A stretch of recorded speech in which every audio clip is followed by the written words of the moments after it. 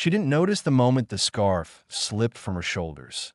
Not the soft fall, not the quiet sigh of wool brushing against the chair, not even the faint shift of weight that might have signaled it was gone. Maya was too wrapped in her thoughts. The endless list of tasks, the coldness of the day, the bitter aftertaste of fatigue settling behind her eyes, to notice anything else. But Ethan did. He always noticed things that didn't belong to him. Dropped receipts, abandoned mugs, the way sunlight slid across tabletops. The world spoke to him through small details, and he listened to them the way other people listen to music. Oh, when the scarf slipped, soft gray, delicate pattern woven like morning frost. His eyes followed it, caught it, held on to the moment as if it mattered. He didn't yet know why it mattered. Over the next minutes, as the cafe's doorbell chimed and closed behind her, that simple, careless moment lodged itself into him like a quiet hook. He tried ignoring it, tried focusing on his notes, tried pretending he wasn't thinking about a stranger with tired eyes and gentle movements. But every time he lifted his cup, the image returned. The fall of the scarf, the softness of the wool, the ghost of vanilla and night air that lingered where she had been. The scent haunted him more than he wanted to admit.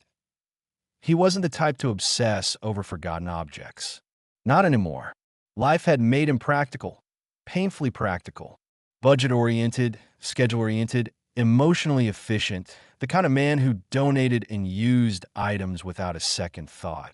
But this scarf, something about it felt personal, almost intimate, like finding someone else's heartbeat tucked in a fabric. Maybe it was the way she had looked when she sat down earlier, exhausted but holding herself together with quiet dignity. The glow of the screen reflected in her glasses. As she scrolled through emails she clearly didn't want to read. The way she curled her fingers around her mug, as if storing warmth for later. She wasn't just tired. She was carrying something invisible and heavy, and that stayed with him. He lifted the scarf carefully, as though it might bruise. He planned, truly planned, to hand it to the barista. Someone left this, he rehearsed, keeping it simple so he didn't look like an idiot. But when he held it, something shifted. Its warmth felt oddly alive, as if it still remembered the shape of her shoulders. His fingers traced the pattern unconsciously, a soft, repeating weave that caught the light like a cloud moving across a pale sky. He told himself he was being irrational, dramatic, even that he didn't believe in signs, or fate, or moments that mean something. But as he walked home, scarf folded with almost ridiculous care. Every step echoed with imagined possibilities, each more embarrassing than the last. What if she returned tomorrow? What if she didn't? Would she smile when he gave it back? Would she think he stole it on purpose like a creep? Would she even remember him? He tried not to imagine her reaction. He failed. Her name was Maya, though Ethan didn't know that yet.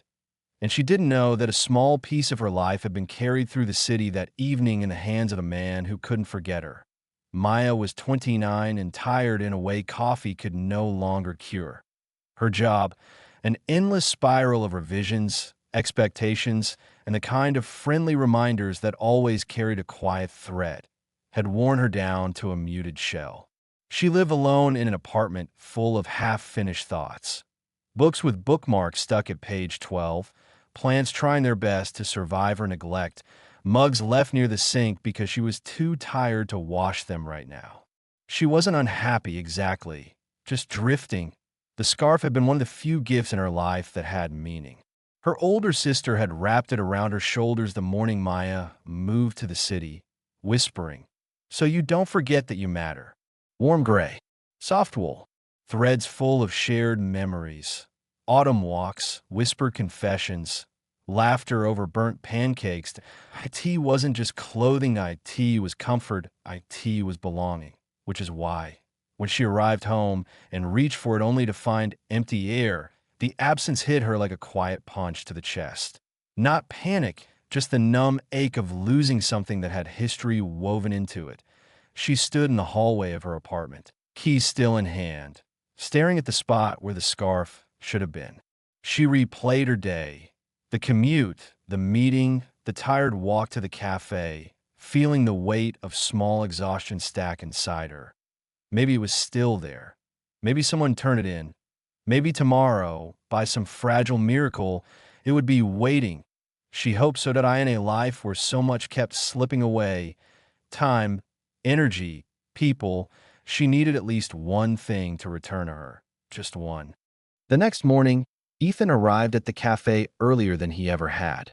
So early, in fact, that even the street outside still seemed half asleep. The lamps flickered lazily, their glow softened by the pale, bluish dawn that hadn't yet decided whether it wanted to become day.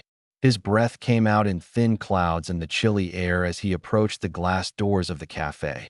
And for a moment he simply stood there, staring at the dim interior, gathering courage he wasn't entirely sure he possessed.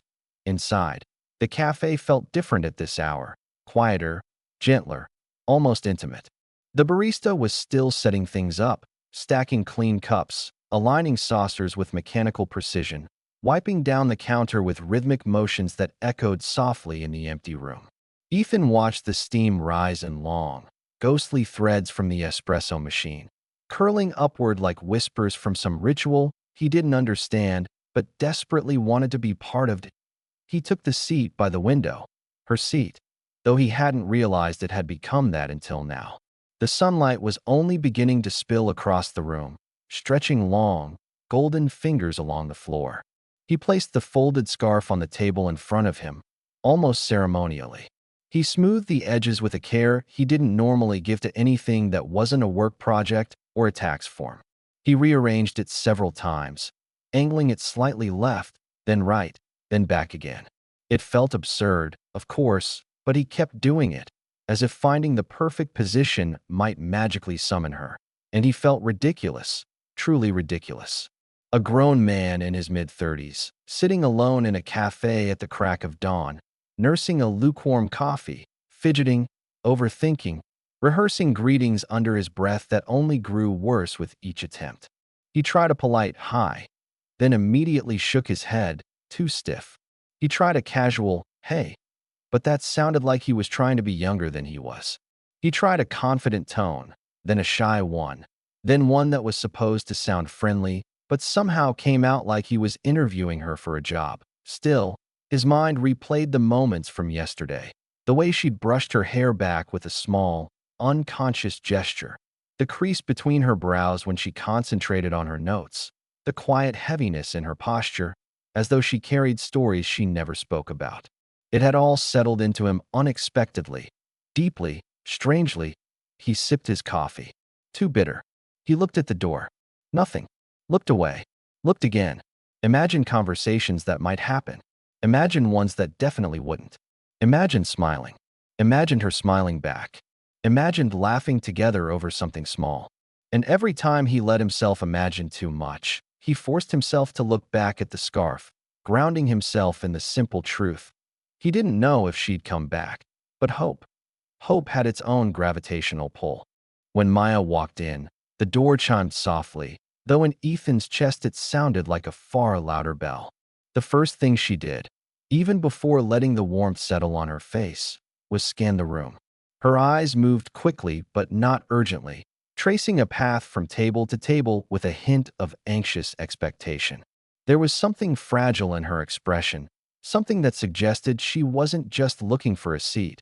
She was looking for a reason to feel relief.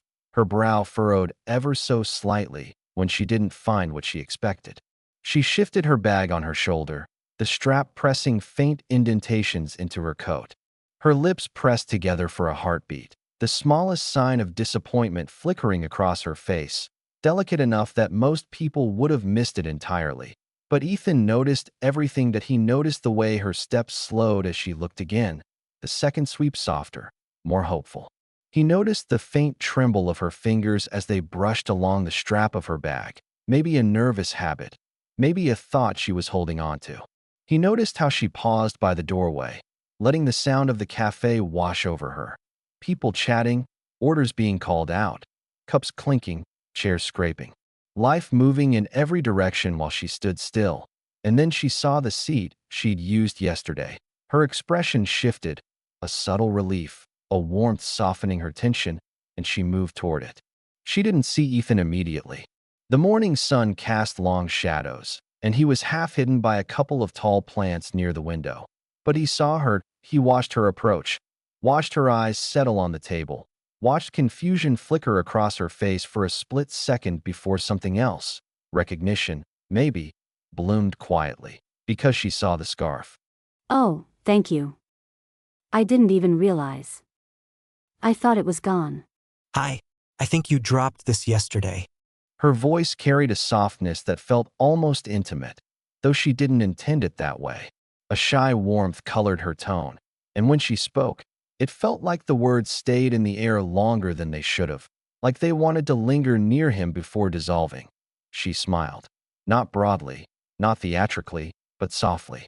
A small, sincere, slightly shy smile, the kind that felt like it belonged only to this moment and no other. She touched the scarf with both hands, holding it delicately, almost reverently.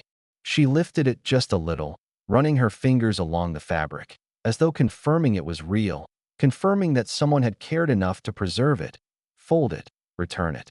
Neither of them spoke after that, but the silence between them wasn't awkward. It was suspended, fragile, pleasantly charged. Like a bridge, slowly forming plank by plank, invisible but unmistakable. Around them, the cafe continued its usual chaos. Milk frothing loudly, spoons clinking against ceramic, laughter erupting spontaneously from a table in the corner. But for Ethan and Maya, time seemed to slow down, folding in on itself, becoming a small, warm bubble in which every detail mattered. Ethan noticed the way she tucked a strand of hair behind her ear, the way her eyes softened when she looked at the scarf again, the faint dimple on her cheek when she tried to hide a smile. Maya noticed the way he held his coffee cup with both hands, as if grounding himself, the way he kept glancing at her, then quickly away with a shy, unpolished charm. For the rest of the day, Maya found herself touching the scarf more often than necessary. She draped it over her chair, folded it neatly, unfolded it, adjusted its position. She brushed her fingers over it absent-mindedly during breaks at work, catching herself smiling at the memory of the morning, at the quiet kindness of a stranger who had noticed her enough to return something she'd lost.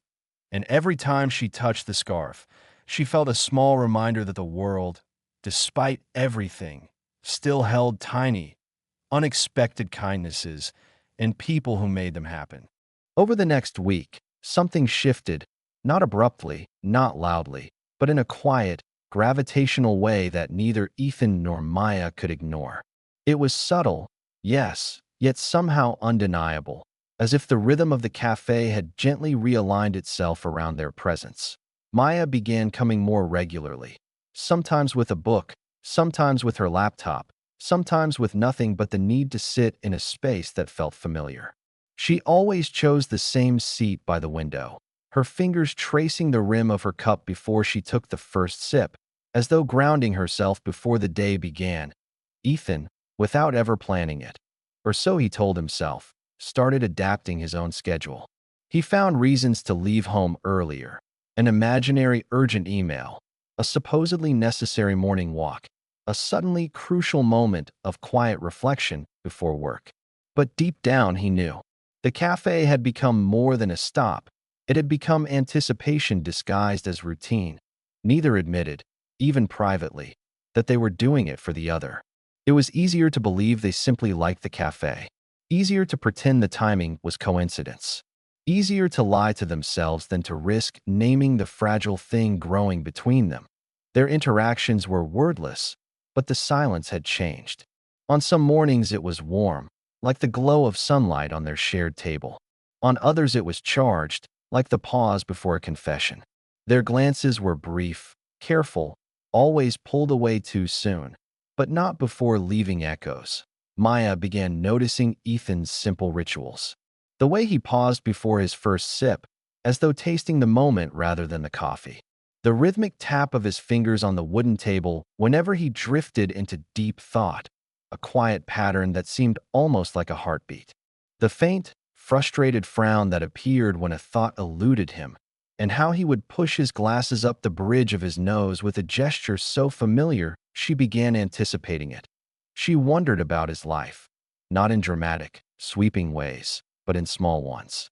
What his apartment looked like in early morning light, whether he kept his socks in neat pairs or let them roam chaotically, whether he listened to podcasts or silence on his commute, which corners of the city held meaning for him.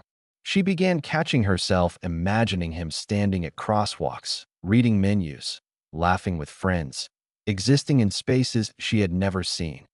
Ethan, though he pretended to be oblivious, was no better. He noticed how Maya held her cup with both hands, her fingers wrapped around the warmth like it was something she protected.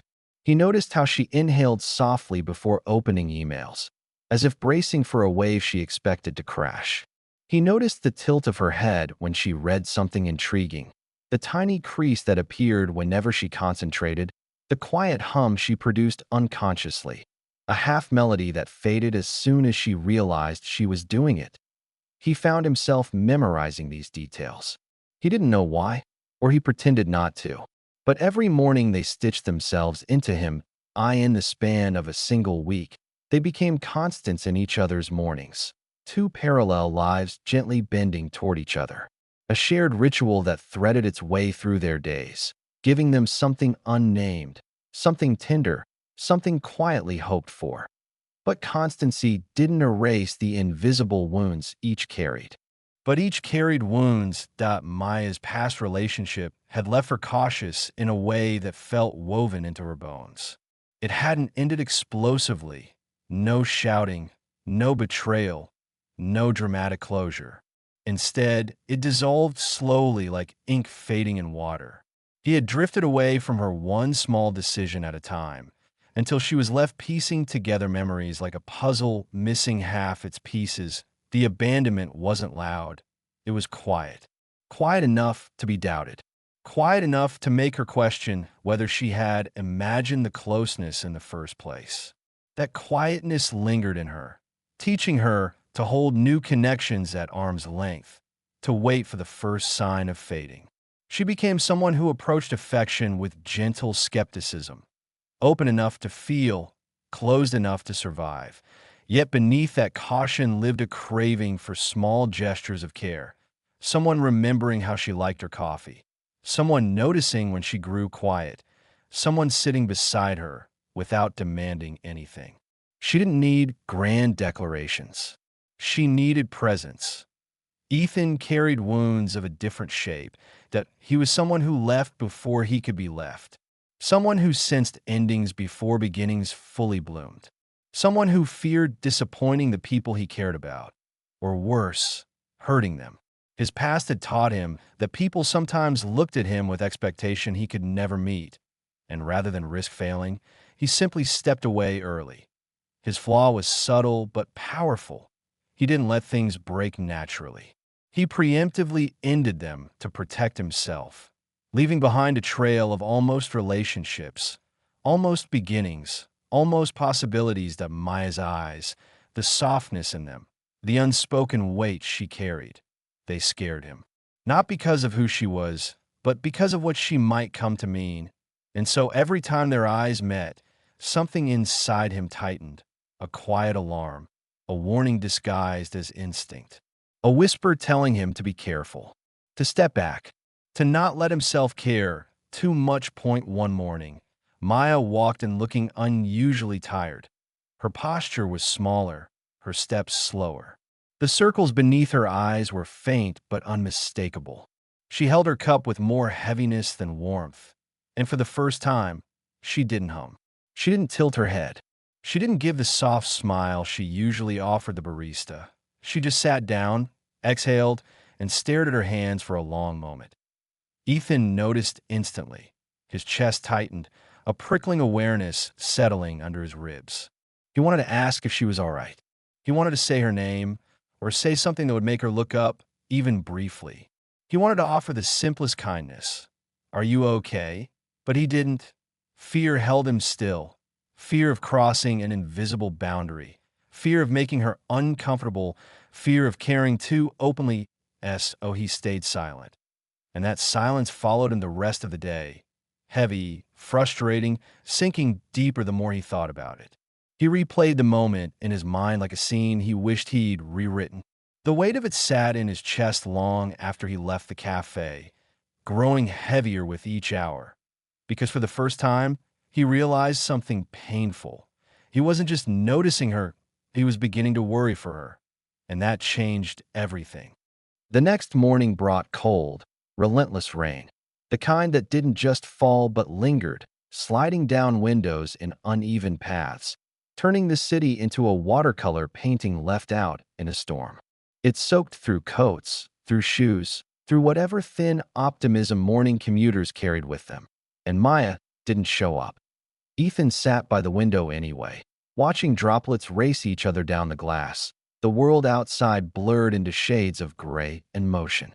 People hurried past with umbrellas flipped inside out, newspapers held over their heads, shoulders hunched as if shrinking might save them from the downpour. The cafe hummed around him, spoons tapping against porcelain, the low murmur of conversations, the steady hiss of the espresso machine. Yet all of it felt strangely distant, muffled, like he was listening from underwater to by the first hour. He told himself she simply overslept up by the second. He told himself he was being ridiculous, that waiting for a stranger was a special kind of self-inflicted suffering. He almost stood. Almost. Then he saw her. Outside. Through the rain-streaked window, Maya appeared like a figure emerging from a storm in an old film. Soaked, frustrated, hair plastered against her cheeks. Her bag clutched to her chest like it might dissolve if she loosened her grip. Her coat hung at odd angles, its fabric darkened by rain. She paused beneath the cafe's awning, catching her breath, pushing her wet hair away from her face with a trembling hand. She looked exhausted, irritated, and so heartbreakingly human that Ethan felt something inside him tighten. Without thinking, he stood. Not with confidence, not with a plan, but with the kind of impulsive instinct that comes from caring before admitting you care. He grabbed a napkin, flimsy, absurdly inadequate for a storm, but it wasn't the napkin that mattered. It was the excuse. Looks like the rain declared war on you. It sort of did. I missed my bus, stepped into a puddle deep enough to drown a small animal, and my umbrella decided today was the day to give up on life. Umbrellas always betray you at the worst possible moment. It's their personal hobby, I think. Honestly, wouldn't even be surprised. For the first time, they didn't look away. They didn't glance quickly and retreat into silence.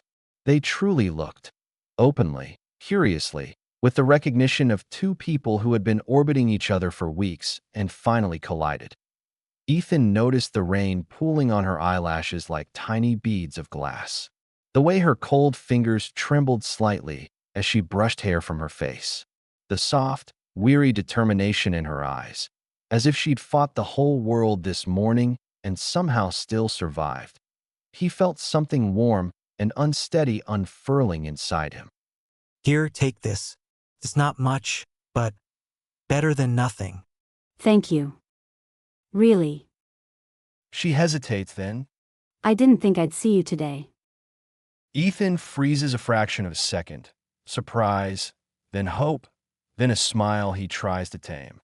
Yeah. I wasn't sure you'd come either. But you're here. She holds his gaze for a heartbeat longer than necessary. I guess I didn't want the weather to win. As she settled into her seat, the cafe seemed to rearrange itself around them, as if making space for whatever this was becoming. The noise of the world trickled back, clinking cups, shifting chairs, low conversation, but none of it intruded on the intensity between them. Ethan returned with a warm cup of coffee and set it in front of her without a word. Her fingers wrapped around it immediately, relief softening her shoulders. You didn't have to. I know. And he really did. He knew exactly what he was doing and exactly why. Maya shook water from her sleeve, her hair still damp, her cheeks flushed from the cold.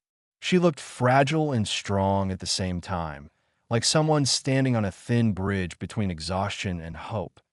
Ethan watched her with a quiet, growing certainty, the sense that this morning, unlike all the others, meant something irreversible.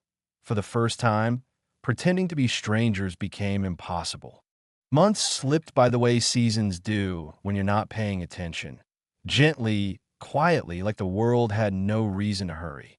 And in that slow unfolding, the cafe became more than just a stop between responsibilities. It became their place. A little sanctuary tucked away behind fogged windows and the hum of conversation, where the smell of roasted beans and warm pastries wrapped around them like a familiar embrace. In this quiet corner of the city, they learned to exist side by side without effort. The small table by the window, once just another piece of furniture, grew into a witness of their unspoken rhythm. The chairs creaked in recognition of their weight. Even the sunlight seemed to fall differently when they were there, lingering on the table as if wanting to stay a little longer. They grew into each other's days slowly, gently, like vines finding a path along an old wall. Some mornings, they'd sit in silence, sipping coffee that steamed softly in the cool air. Other mornings, they'd exchange faint jokes, the kind that weren't meant to be funny but still made them smile. And then there were moments when they didn't need to speak at all. The mere presence of the other was enough to soften the edges of their world. And they never once spoke about the scarf. Not because the memory faded, but because it never needed words to exist. It became something quiet and sacred, preserved in that untouched space between them. A promise made without voices, held together by shared mornings and glances that lingered a moment too long. When Maya wore it, even on warm days, Ethan noticed with a calm recognition that warmed something deep in his chest. She'd wrap it around her neck with a practiced ease, letting the fabric fall naturally, as if it had always belonged to her Tio Maya. The scarf became a small pocket of reassurance, a reminder that the universe, chaotic as it was, sometimes placed gentle things in your path just when you needed them most. She would run her fingers along its edge unconsciously, tracing the weave like someone touching a memory they didn't want to lose. And every time she did, a subtle smile would find its way to her lips without permission. Ethan saw it all. The way she touched the scarf, the way her shoulders relaxed once she sat down, the softening of her eyes whenever she looked out the window, as if the world outside made more sense from here. And he felt something inside him settle, like a piece of himself had always been waiting for this place, this person, this quiet. Yet neither of them rushed to define what they were. There was no talk of labels, no confessions spilled across the table, no heavy declarations of fate. Instead, there was presence. There was consistency. There was the soft bravery of showing up again and again, letting themselves be seen in tiny, vulnerable ways. Maya sometimes found herself stopping mid-thought, her fingertips grazing the scarf, and wondering how something so small could carry so much meaning. It wasn't about the object, it was about what it held inside, a moment that changed her trajectory, even if just by a few degrees. Enough to alter the landscape of her days. And Ethan, though he often convinced himself he was simply trying to do what was reasonable, responsible, expected, knew the truth even if he didn't say it out loud. He wasn't choosing what was safe. He wasn't choosing what was logical. He was choosing her, not with grand gestures, but with quiet ones, arriving early, just in case she came a bit sooner today, saving her seat without thinking, remembering exactly how she liked her coffee, even though she never said it outright. They lived in the small moments that most people overlooked. The warm brush of hands when passing a cup, the way they leaned slightly toward each other without noticing, the ease of laughter born not from humor, but from comfort, the soft hum of the cafe becoming the backdrop of a connection too delicate to rush and too real to ignore. In these tiny, nearly invisible acts, the warmth of shared pastries, the glance that lingered half a second too long, the way their knees brushed under the table, they found something that felt like home. Not the kind with walls and rooms, but the kind that settles into your bones, that reminds you the world can still be gentle. And then, one quiet evening, Long after the sun had dipped below the horizon and only a few customers remained, the cafe seemed to exhale. The lights softened, casting a golden glow across the table they shared. Their cups sat empty, long forgotten, replaced by the comfort of simply being near one another. Ethan looked up. Maya looked back. Something in the air settled, or maybe something in them did. They began to laugh.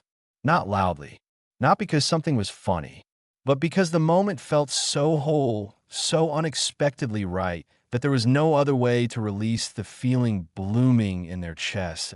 In that unmeasured, suspended second, they knew, without explanations, without negotiation, without fear, that whatever this was, whatever name it might someday carry, it belonged to them. It was theirs. Something soft, something steady, something real. And as the world outside continued turning without noticing the shift inside that small cafe, neither of them cared. Because in that quiet, shared laughter, they understood this was right, this was theirs, and nothing else matters.